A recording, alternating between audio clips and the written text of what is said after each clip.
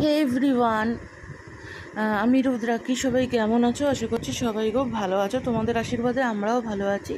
তো সকালে আজকে ঘুম থেকে উঠেছি, তো বদ এক প্যাকেট দুধ নিয়ে এসছে। তো দুধটাকে প্রথমে আমি ভালো করে জাল করে নিচ্ছি, তারপরে দুজনের জন্য দুধ চা বানিয়েছি।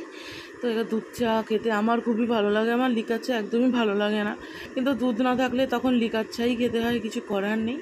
তো দেখো চাটাকে খুব সুন্দর করে ফুটিয়ে নিয়েছি। আর আমি একদম দুধ চা খুব সুন্দর করেই চাটা করতে পারি, আমার বর বলে যদি বা।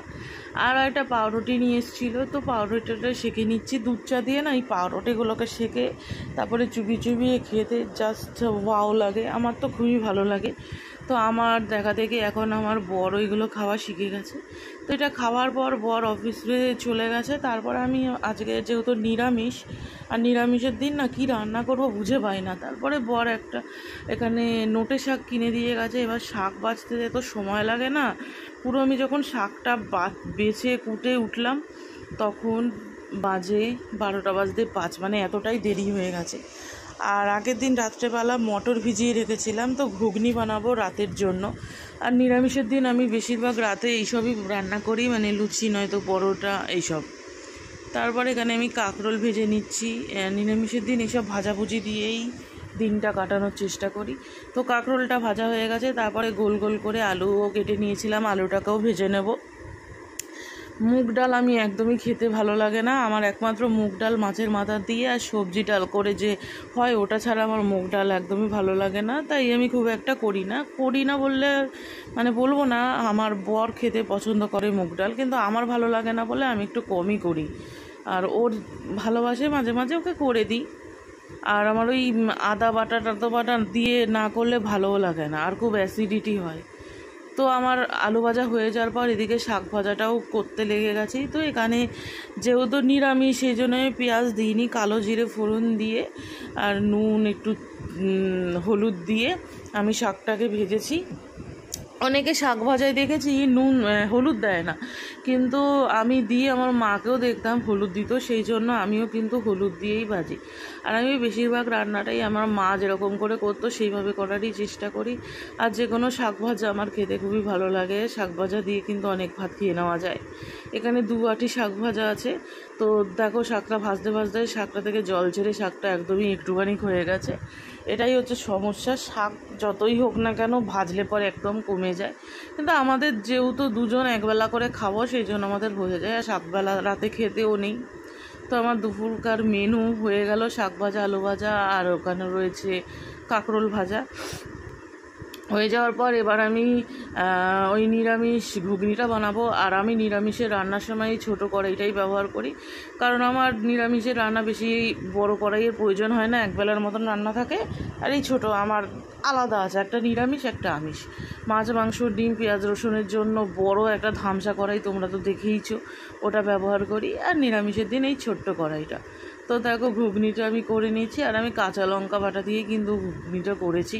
আমি শুকনো লঙ্কার গুঁড়ো খুব কমই দিই যে কোনো রান্নাতে, যখন কাঁচা লঙ্কা একদমই থাকে না তখনই আমি শুকনো লঙ্কাটা অ্যাড করি, নয়তো আমি কাঁচা লঙ্কা দিয়ে করাটাই বেশি পছন্দ বোধ করি।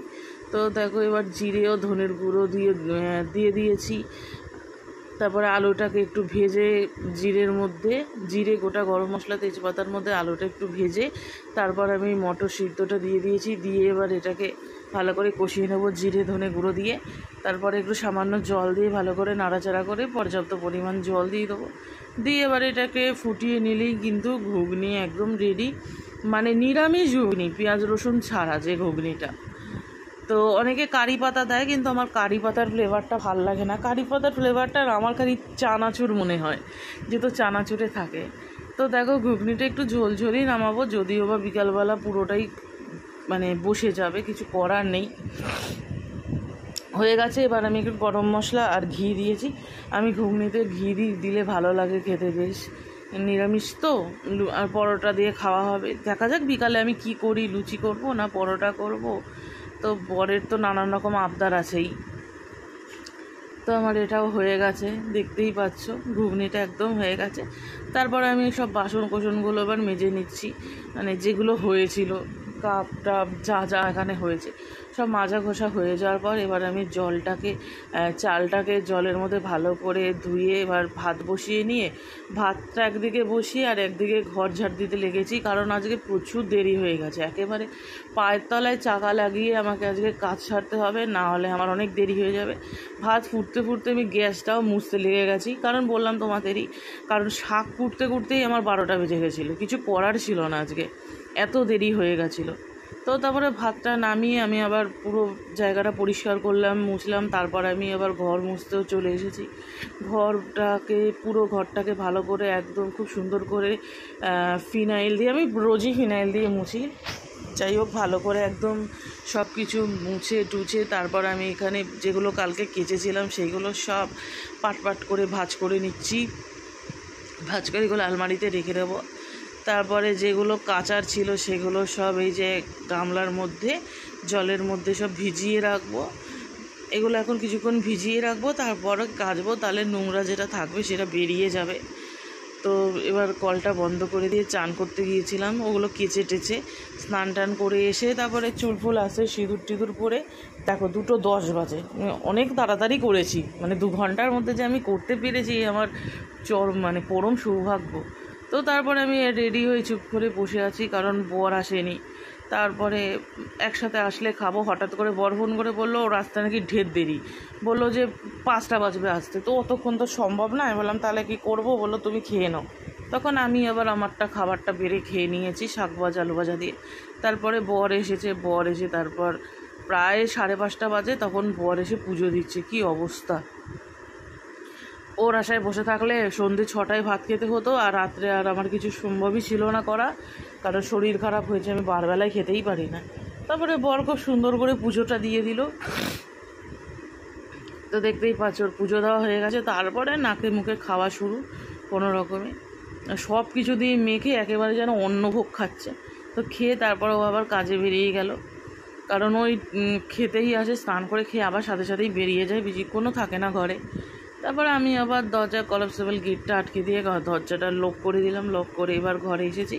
তখন এরকম 7টা নাগাদ বাজে। তখন আমি কি করব, এবার বর ওদিকে ফোন করে জানিয়েছে উনি লাচ্ছা পরোটা খাবে।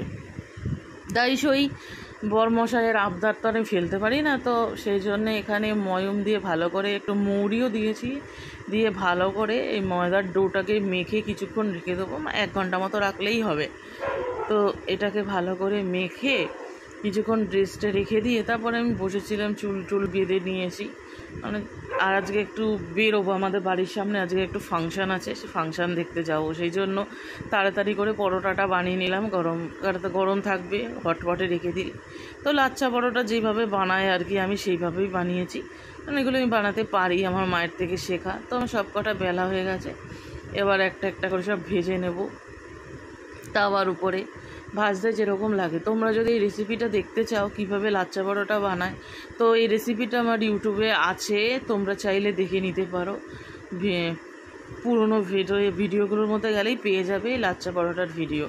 তো এই পরোটাটা করলে আমার বর খুব পছন্দ করে এটা খেতে, আর এটা খুব সফট হয়, নরম হয়।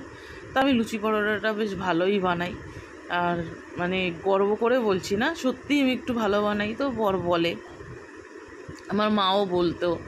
তো দেখো আমার সব কটা পরোটা হয়ে গেছে। এবার এটাকে হটপটে রেখে দিলে এটা ঠান্ডা হবে না, বেশ গরমই থাকবে। তারপর আমি শাড়ি টাড়ি পরে একদম রেডি হয়ে গেছি, কারণ আমাদের বাড়ির সামনে ফাংশান হবে, ফাংশান দেখতে যাব। বর অফিস থেকে ডিরেক্ট ফোন করেছে যে তুমি বেরিয়ে আসো, আমি এখানেই আছি। তারপর আমি ঘর একেবারে লক করে দৌড়ে দৌড়ে করে চলে যাচ্ছি। আর তো খুব জোরে গান হচ্ছে এখানে, অনেক সব সব সারেগামাপা থেকে আর্টিস্টরা এসছে, আরও বড় বড় শিল্পীরা এসেছে। তারপরে এসে এখানে আমাদের পাস ছিল, পাস দিয়ে আমি ভিতরে ঢুকেছি। এখানে আবার কী সব করেছে জানো, মেয়েরা একদিকে ছেলেরা একদিকে। তো আমি যেহেতু মেয়ে তাই আমি এই সাইডে বসেছি, আর ছেলেরা একদম ওই ক্যাম্পাসের দিকে, তো ওখানে বসেছে। বর একদম ওই দিকে চলে গেছে।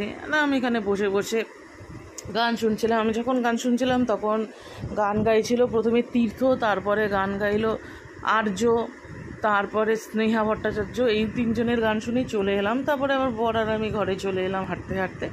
এসে আবার শাড়িটা খুলে নাইটিটা পরে নিলাম, কারণ এবার ঘুগনিটা গরম করতে হবে, কারণ অনেক রাত হয়ে গেছে, প্রায় 11:30 বেজে গেছে।